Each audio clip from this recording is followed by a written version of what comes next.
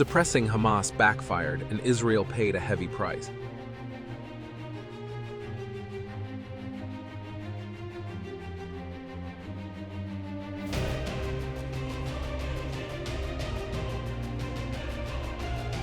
A historical event happened on October 7th when Hamas launched an unprecedented, multifaceted, and sustained assault on Israel from the Gaza Strip, killing more than 1,500 people and abducting others.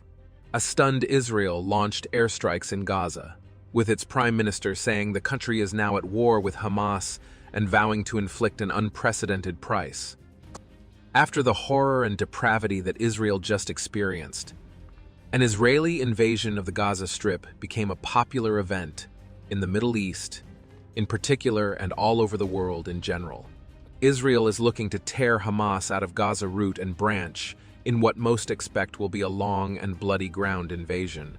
It's becoming increasingly obvious that the Israel Defense Forces are preparing for all fronts, especially on a ground incursion to root out Hamas, kill as many Hamas commanders as possible, and destroy the terrorist organization's ability to threaten Israeli civilians with violence. About more than 300,000 Israeli reservists have been called to duty, most of them positioned in or near the southern Israeli border communities that were victimized by the full-scale, indiscriminate Hamas assault. Israeli Prime Minister Benjamin Netanyahu phoned President Joe Biden on October 8, as the Hamas attack was still ongoing, and reportedly told him that Israel had no choice but to go in with ground forces. One former Israeli defense official said that Hamas made a fatal mistake. Israel cannot afford not to settle the score with them, this source said. Israeli Defense Minister was unequivocal. I have released all the restraints, we have regained control of the area, and we are moving to a full offense. The Israel Defense Forces said the raid was part of the preparations for a Gaza ground operation, with Israeli forces attempting to dismantle terror infrastructure, clear the area of terrorists, weapons, and locate missing persons and bodies. The raid was carried out earlier in the area of Kibbutz Kisufim, near the Gaza Strip. The Israel Defense Forces said only that shots were fired at Israel Defense Forces, soldiers operating west of the Gaza Strip security fence. In the area of Kisufim, an anti-tank missile launched toward an IDF tank and an engineering vehicle left one soldier dead, one with moderate injuries, and two with mild injuries.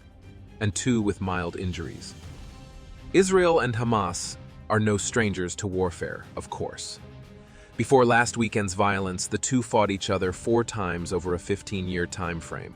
Engagements between Israel and Hamas took on a familiar character. Hamas would send missiles flying into Israel.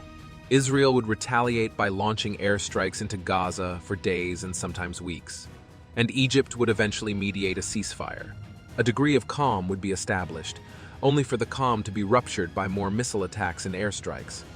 Hamas simply didn't have the resources or manpower to take the fight to Israel, and the Israelis didn't have the desire to send their own troops into Gaza's densely packed neighborhoods.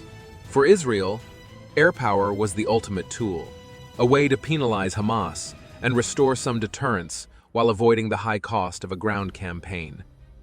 That once familiar pattern, however, is now in the past. The Hamas attacks were of such ferocity, lethality, and barbarism that Netanyahu may not have any option but to send ground units into the Strip. Previous Israeli army engagements in Gaza, though, only lasted several weeks and had limited goals of destroying Hamas's cross-border, underground tunnel network. Israeli troops stayed relatively close to the Israel-Gaza border and bypassed the enclave's major cities. The Israel Defensive Forces' objectives are far more ambitious this time around. They want to destroy Hamas. Israel can't do that from the air. Assuming this objective can even be accomplished, a more extensive and longer ground operation will be required. Israeli forces will have to comb through entire neighborhoods in places like Gaza City and Khan Yunis, areas the Israeli army hasn't operated in since it left Gaza. Hamas's system of tunnels will have to be dealt with as well. Some of those tunnels may be housing some of the 150 Israeli civilians taken captive by Hamas, which makes the operational environment even more arduous. Hamas can blend in with civilians during armed engagements and possess enough firepower, including anti-tank guided missiles and cheap drones, to stop Israeli tanks and increase Israeli casualties.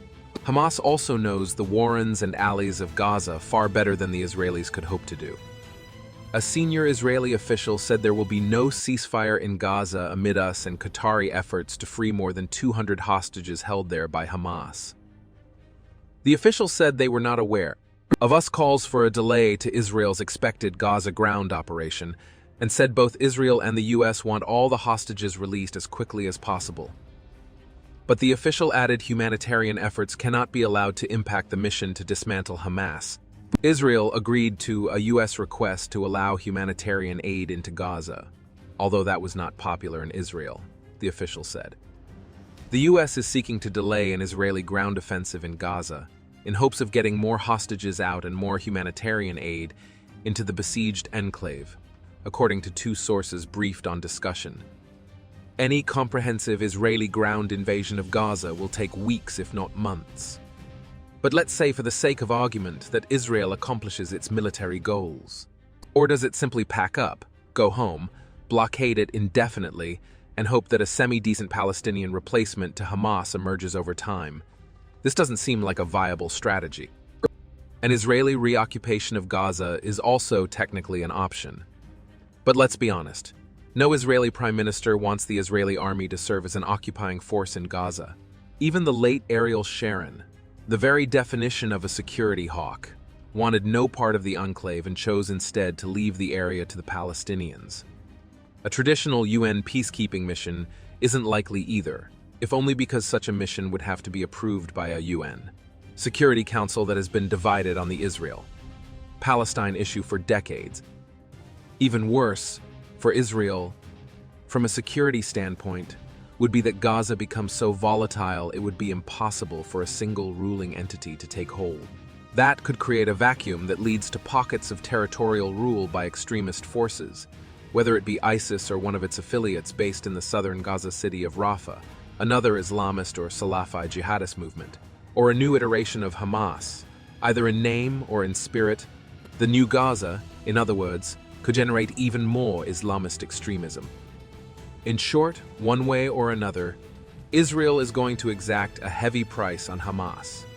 The outstanding question is whether Israel will step into an even deeper set of problems.